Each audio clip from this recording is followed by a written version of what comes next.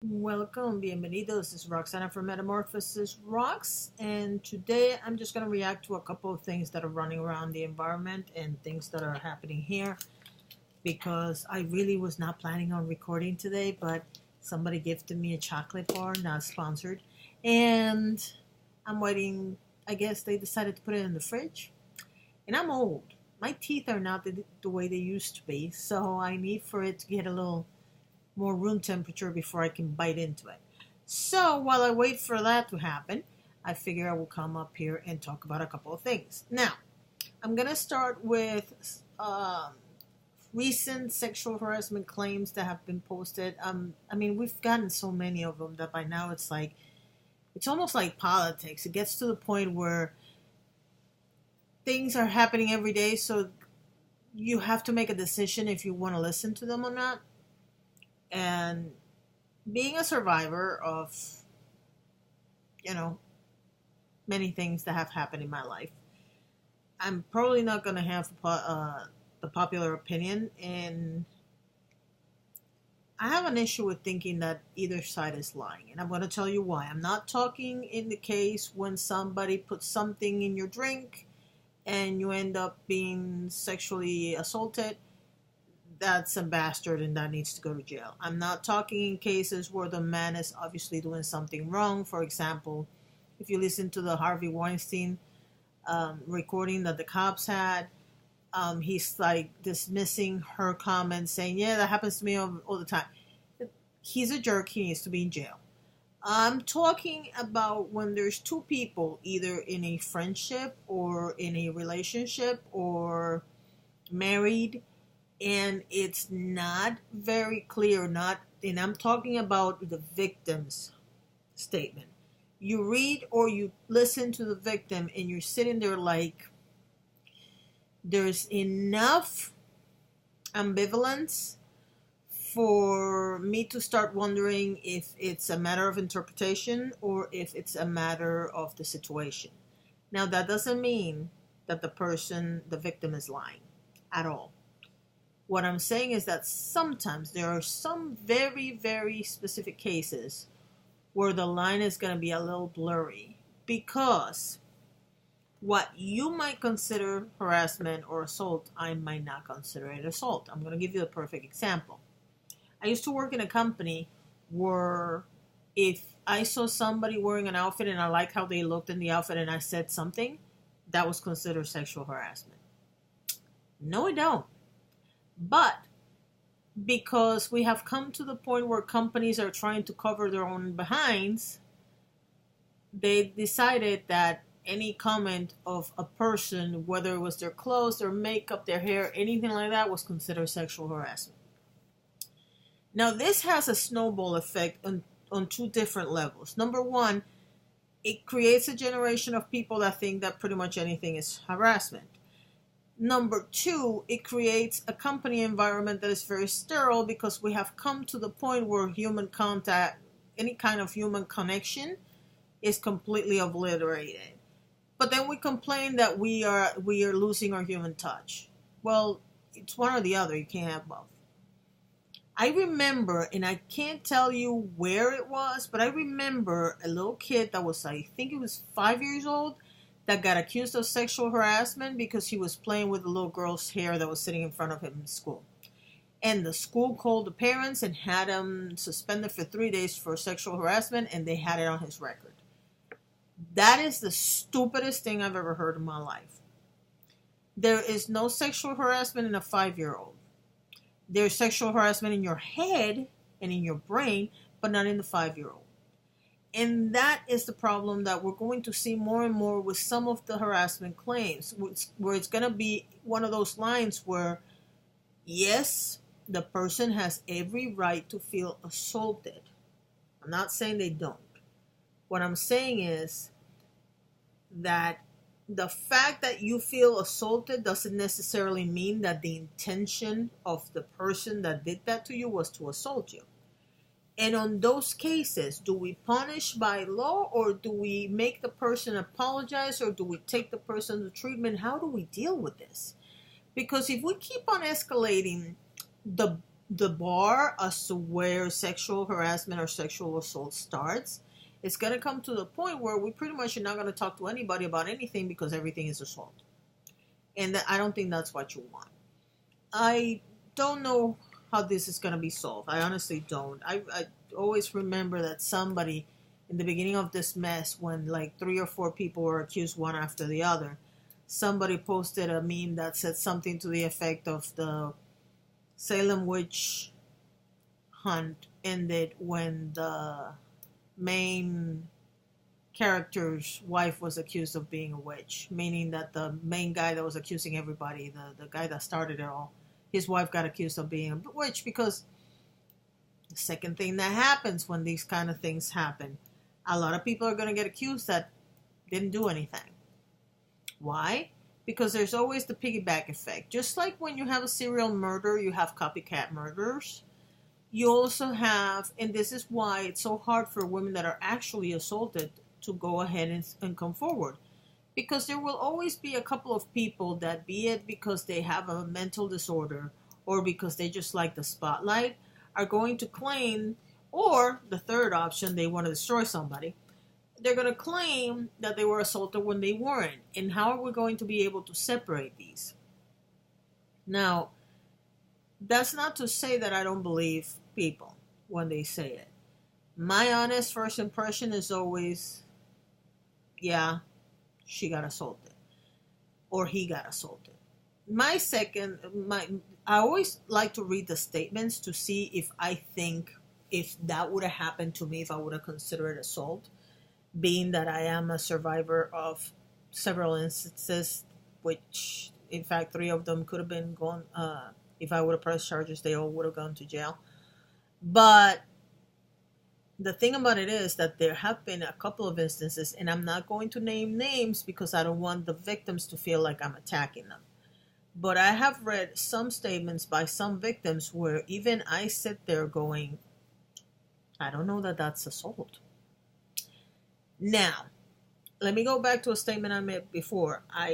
Just because I'm saying that there is a thin line and that there's some ambivalence there, doesn't mean that I don't believe that the person did not feel assaulted.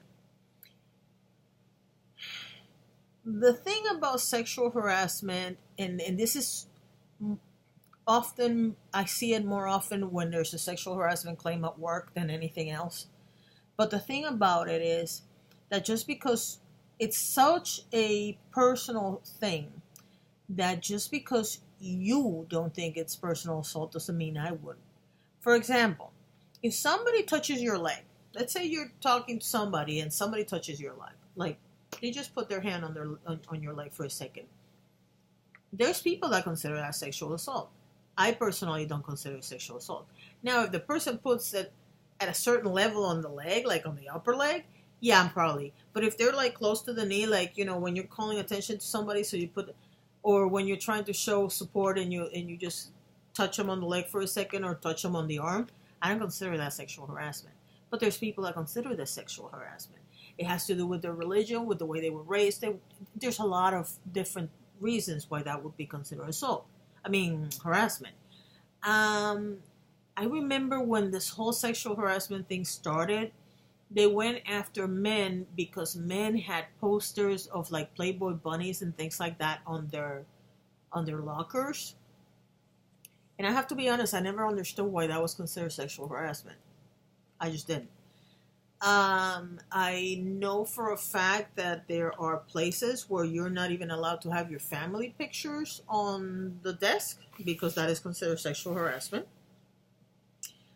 Because maybe the clothes are not the best or the poses are not the best or whatever. I don't consider that sexual harassment. Again, the example that I gave you. Ooh, you look great in that dress, or wow, your hair looks fabulous. That's not sexual harassment to me, but to other people it is. So, I am not saying that accusing somebody means that the accuser is obligatorily guilty or innocent and the accused is.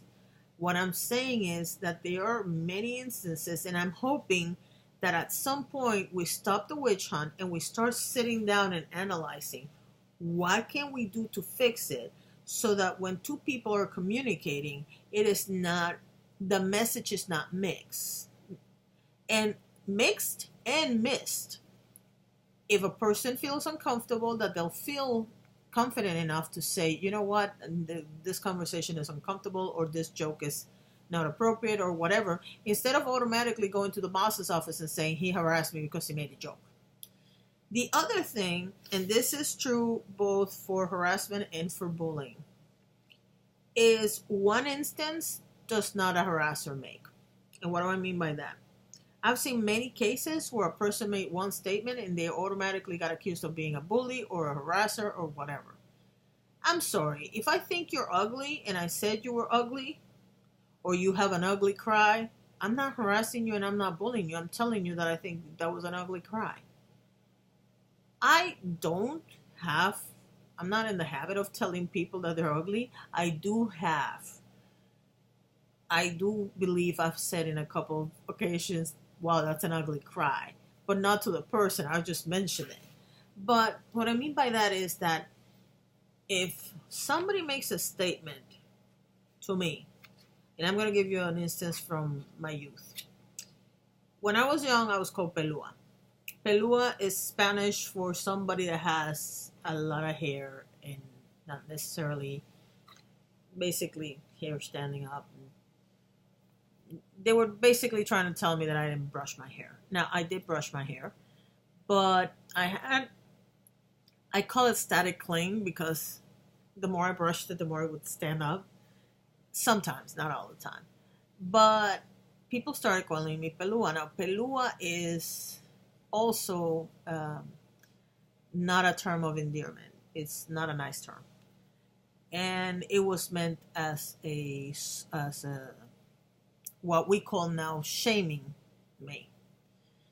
And for years, these people, there was a particular group of people that would actually get in their cars, waste gasoline to call me pelua all the way to my house. Now, had they said it once and not said it ever again, yeah, they insulted me, but that's not harassment. When you've spent 3 years of your life listening to people, listening to every car that goes by your house and praying to God that it's not the one with the people screaming. I mean, there were times when we're watching TV in the living room and we can hear them go by and screaming all the way in the living room, even though the way my house was designed, the bedrooms were in the front. And you had the 2 bedrooms in the front and you had like a little hallway. The front door was here and then the living room was here. So the sound had to travel through the windows in the bedrooms, through the hallways, and then come to the living room where we were watching TV. That's how loud the people would scream. Oh, and by the way, let's not forget, the windows to the bedrooms, where the house was on a little hill, and very tiny hill, and you had the windows, the place where you park your car, the sidewalk, and then the street. So it's not like this is the window and this is the people screaming. No, there was a distance, and you could hear them screaming. So 3 years of listening to somebody calling you pelua or calling you bruja, which is Spanish for witch, and that one was meant because I was ugly. Well, I'm still ugly, but now I don't care. That's harassment, and that is bullying. That's definitely. In fact, the person that used to call me bruja, when we reconnected after we were adults, he's like, now that I'm an adult and all the stuff, I always thought it was a joke, but now I realized that I was bullying you, and I'm so sorry. And the funny thing is, I never expected that conversation to come up, so that was really nice of him. But yeah, I got bullied a lot when I was younger, and actually, it wasn't just when I was younger. I was bullied until I was about 30, 35. And here's the thing, and this, we go back to perception. If people are bullying me now, I wouldn't know because I don't pay attention to them. That's just the reality. I don't give a damn. If you have something against me, good for you. If you don't like me, good for you. Don't watch me. But I don't dwell on it. Now, when I was young, it absolutely destroyed me because, for one thing, the kid that used to call me bruja, I had a crush on back in the day. So for him to call me bruja was like the biggest. It was not so much bullying as breaking my heart, basically. And lucky for me, I didn't keep my mind on that because he's lost all his hair, and he's still, I guess he's still considered cute, but because he doesn't have hair, it doesn't balance out the fact that he has a big nose. Like my husband has a big nose, but my husband has hair, so it balances out. But my friend, he has a big nose, he doesn't have hair, so it doesn't balance out precisely. But and if he ever sees this, he's gonna kill me. But but the thing about it is, and the point that I'm trying to make is this: whether it's bullying, sexual harassment, I'm not talking about assault right now, just harassment and bullying. It's all in the eye of the person receiving the information. However, what I want anybody that feels bullied to know is that if the person only says it to you one time, that's an opinion or an insult. That's not bullying. If they keep calling you that, then yeah, that's bullying, and you need to do something about it. Now, that doesn't mean that if somebody insults you, you're just going to let them insult you. That's not what I mean. You need to stop them from insulting you so that they don't repeat and become a bully. How do you do that? Well, what usually works for me, there's a couple of things that have usually worked for me. And keep in mind that some of these are going to work some of the time, some of them are not going to work ever. But the reality is that if you find a way of turning it into a joke, most of the time it will stop just because that's not the intended purpose. And you have to remember, a bully is a person that is in a lot of pain, and their way of getting rid of the pain is by abusing somebody else. If you don't take it the way they intended, it automatically deflects the purpose. It's like if somebody calls you an idiot, which is the biggest, depending on the grade or on the age level you are, idiot is like a big insult. If somebody keeps calling you an idiot and an idiot and an idiot, there's going to come a point where you either get offended and hit them and deck them, or you just go ahead and say something to the effect of, well, I'm an idiot, so why you keep... And automatically, acceptance of the fact that you're an idiot doesn't bode well with them. Because if you say, well, we all know I'm an idiot, that tone automatically deflects the point. They're not going to like that because that's not what they want. They want you to get mad or upset or cry, and you're not giving them that. Any method that you can find, whether it's turning it into a joke or saying it before the person says it, anything that you can do like that, it's going to automatically deflect it. And before I keep on talking, I just want you to know I am not a psychologist. I'm not a psychiatrist. I'm a person that's been bullied for 30 years, so I think I know a thing or two about bullying. Other things that you can do. It's really funny because people say, well, you should ignore it. And there is some truth to that. What do I mean?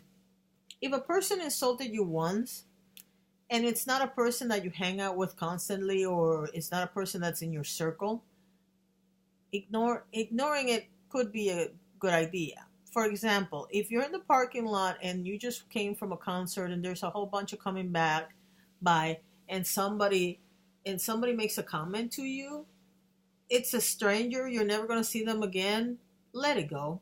Why are you going to get into an argument with a complete stranger? They obviously have issues, let it go. Now, if it's somebody that's in your circle of influence, or it's in your circle of friends, or it's in school with you, or something like that, and it's somebody that you see every day, and for some reason they decided to insult you that day, ignoring it is not going to work. Because one or two things. Either the person's pissed and they're getting even with everybody, or the person has something against you and you need to nip it in the bud as soon as possible. So you can ask them, what is your problem with me, or something like that, or what seems to be the problem. Try to not make it about you so that you can deflect it, or tell them, I'm sorry, what? But don't say like, I'm sorry, what? Say it in a way that shows that you don't really care. And 9 times out of 10 is, I'm sorry, I'm just having a bad day. And you can tell them, I can definitely understand, but insulting me is not going to get you anywhere. When there's a bully, I I don't recommend you hitting anybody. I don't recommend you starting a war with somebody to see who has the better insult. When somebody is a bully, 9 times out of 10, the best way to get rid of it is just by telling them, make deflect it completely so that they know it doesn't bother you even when it does. And that's all I'm gonna say about bullying. Now, shoo, I've been going on for 20 minutes. Other things that I wanted to talk about before I'm trying to make this video short for some reason. That's not gonna happen. There was a now you all know I have been dealing with chronic pain, and lately it's been a lot of pain. And but I figure out how to record from bed if I have to, even though it's not the most beautiful position, and how to get things done anyway. So here's where we stand. I'm gonna start recording every day. I don't care if it's a 1 minute segment or 20 minutes. It doesn't matter. I have 3 channels on YouTube. I have this one, Metamorphosis Rocks. I have Avid Diva, and I have Rocks Reads. Rocks Reads is about reading, and Avid Diva is about business, and this one is my vlog. I'm gonna start recording every day. Now, normally people start this on a Monday, or they start this on a new month, or they start this in 1 year to see how many days they can do it. I'm going to start today, and I'm going to tell you why. When you get an idea, it's always a good thing to start the idea at the moment you think of it, and not wait for the next Monday or the next month or the next year. The reason why is really very simple. You get all excited about the idea right when you have it. If you decide to start it on a Monday, depending on what day of the week you are, that initial energy of doing something is gone. Why am I telling you this? Because if I waited until Monday, today's Wednesday, that's 4 days away. No, it's not going to happen, because I'm going to be like, I really don't want to do this. If I waited until the first of the year, today's the 6th. I would have to wait 25 days. That would be stupid of me. So I'm going to start today. I have a profile on pretty much every social media platform there is. And I'm going to start posting something on every single one of them. It's not about, I don't get paid for this. This is not a paid. I'm never going to get paid. I mean, let's face it, I have like 1,000 views. So it's not about that. It's about consistency. I need to have something in my life that is consistent. I've been living. I've had the last time I had a flare out was right now. It was 9 days of torture and pain. And this morning, and I don't want to cry. I'm trying not to cry. Oh my God, I'm gonna cry. That's so stupid. Okay, no, I'm not gonna cry. This morning, I went out. I was going to visit my mother, which I did. And the walk from the door to my car, it's not a gigantic walk, but it's a walk. And nothing hurt. Absolutely nothing hurt. And we got in the car, we went to the gas station. Usually when I sit too long in a particular spot, my knees start hurting. Nothing hurt. And all I kept thinking was, I want my life to be like this. Because for about an hour and a half, nothing from here to my feet, nothing hurt. I'm probably going to spend the rest of my life trying to figure out how to get back to that. I realize I'm 51 and people expect something to hurt at some point.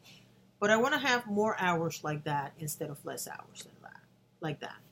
I don't know how I'm going to pull this off, because I'm not a doctor, I'm not a scientist, I'm not a biologist. I have no idea how I'm going to pull this off. But I have to figure out what happened to my entire body that hour I had absolutely no pain whatsoever.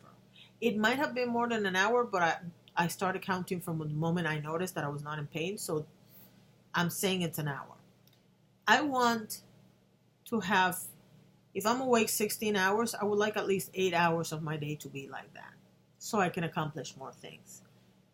Right now, it is to the point where I don't even know if I can find a job, because I cannot promise anybody that I'm reliable in terms of I can sit in a computer for 5 hours, or I can stand up for 6 hours in a store, or I would have to work from home so that if I get pain, I can lay down and keep typing or anything like that. So because of that, I decided I needed something that was a constant in my life, and I'm going to use social media. Now there's going to be a little bit of changes on what I'm concentrating on this particular channel. Yes, we're going to keep talking about chronic pain. We're going to talk about Alzheimer's because too many family members, too many people around me have Alzheimer's, and we need to find a way of stopping this somehow. Um, what I'm not going to talk about is I am not going to talk about, except for my personal profile on Facebook, but you guys don't have access to that. I'm not going to talk about politics, and I'm not going to talk about stuff that's happening in the world. And the reason why I'm doing that is on purpose, by the way. It's because we have enough channels where we're constantly hearing all this crap. And I have to be honest with you. I understand that right now the government is trying to pass a law that is going to hurt the middle class like me. I need to do something to keep number one, to keep my mind out of it, and two, to make money so that I don't have to worry so much about what they do. Because let's face it, we've voted for a bunch of idiots and they don't know what they're doing. Simple. So I hope you stay with me. I would love if you have any suggestions on what you want to hear and which channel. Especially for Rox Reads. I want to read books. I am not tied to a specific topic. I film videos in English and in Spanish, and I would love if you have good novels that you think I should read. It doesn't matter what kind of genre it's on. I would love suggestions. So yeah, that's today's video. Thank you very much for watching, and have a nice day.